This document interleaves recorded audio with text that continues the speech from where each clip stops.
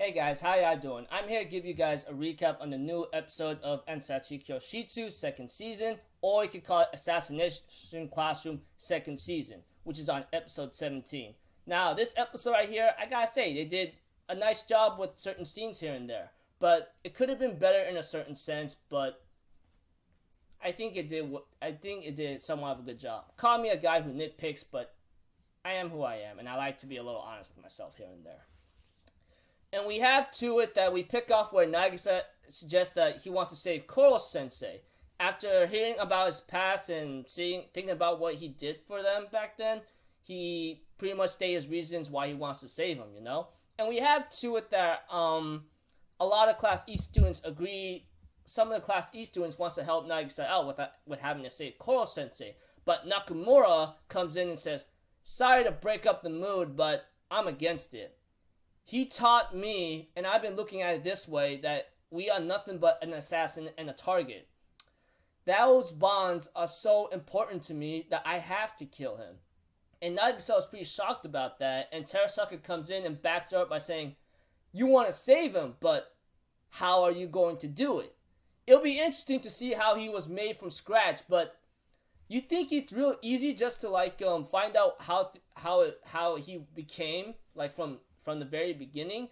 And one of the Class E students who wants to cure Koro-sensei goes like, don't think that we haven't thought this through. We did, but time is so limited right now. We had to put everything we got to kill him. And Terasaka mentions this, like, you think Koro-sensei's gonna be happy with some half-assed students with a half-assed ending, you know? Sorry if I had to cuss right there, you know, even though I try to control my mouth. And Karma backs Terasaka up by saying, those who has talent tends to have things go the way it should go. So Karma tells Nagisa, maybe you should back off and think this through, okay? And Nagisa says, I did think this through. Don't you care about him? Don't you like him or something? And Karma mentions also something before when Nagisa said that, like, you're just telling us to quit after you are the most gifted assassin, you know? And Nagisa says, no, what are you talking about? You're the one that has the most gifted strength right there, you know? And Karma goes like, look, you saying that really ticks me off a lot more. You don't even realize that, right? And therefore, Nagisa goes like, I'm just being honest with myself, okay? Why can't you just see to it that you care for him? Don't you care about him? Don't you like him? Do you hate him that much? Do you want to kill him? Nagisa says. And Karma's like, listen, everything we worked up to is through our bonds right here. And what made those bonds is our bloodlust. If we throw everything away, everything's just going to be a waste. How is that supposed to turn out? Or are you real stupid enough in that small body that you can't even think or understand? Which Karma insulted Nagisa on. Nagisa gave him that stern, backlashing look or something, you know? And Karma's like, hey, what the hell are you doing, huh? It's like you're trying to defy a human, you know? And he called Nagisa a mouse, and I go like, Karma, you need to calm the down, okay? But apparently Karma didn't really push Nagisa a lot. He goes like, you know what? You want to say something? Say something after you kick my butt one-on-one. And he keeps pushing Nagisa, and Nagisa gets really ticked off and used a flying triangle choke, and therefore Karma was in that position. He was really ticked off, and they had to stop the fight between Nagisa and Karma. But apparently Karma had to have two people on his butt, apparently, because he's really, really strong. And there is no doubt about it. He has been fighting a lot. We all know that from Season 1, apparently. There's no denying that. Speaking of which, Koro-sensei comes in and says, how about we decide with these? And it comes to this like red versus blue. Red is to kill Koro-sensei. Blue, we don't want to kill Koro-sensei.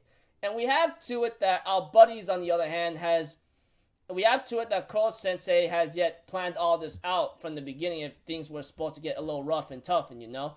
And we have to it that things were still looking like sawed off dust, if anything. And of course, it was pretty tough here and there, but we have to it that Koro-sensei says those who wins in this kind of war right now is gonna be considered to be right or something, and will submit to the other class's opinion. And Koro-sensei says, if you guys really do care about me, the last thing I want you guys to go into is a discord or a split up or a schism or something, you know? Like two different groups of opinions, you know, that kind of thing. And it was pretty tough. But we have to it that we have our sides chosen, you know? And we have to it that Ryunosuke, Chiba, and Hayami goes on the kill side, while Kaino goes on don't kill. And we have Takabayashi and Okuda go on the don't kill side, and we have Okajima, Sugiyaya, and Mimura go on the kill side. And as for the guy Justice Boy, Kimura, goes on the kill side, and we have to it that Kanzaki goes on don't kill. And you know, and so forth. So pretty much it was like a big war between these two, you know? In other cases, you could call it civil war, apparently. And we have to it that things were still looking like tough and running right now, you know? For our characters overall.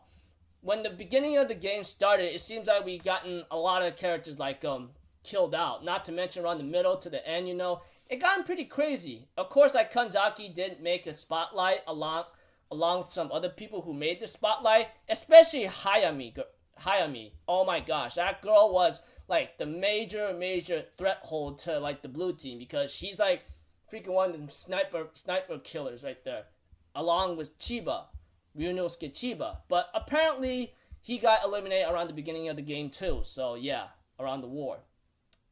Of course, like we have to it that Nakamura, Terasaka, along with these other people, were about to go after the flag towards the end, around the end of the episode. But Nagisa comes out and BAH! Kill them all! Like, oh yeah!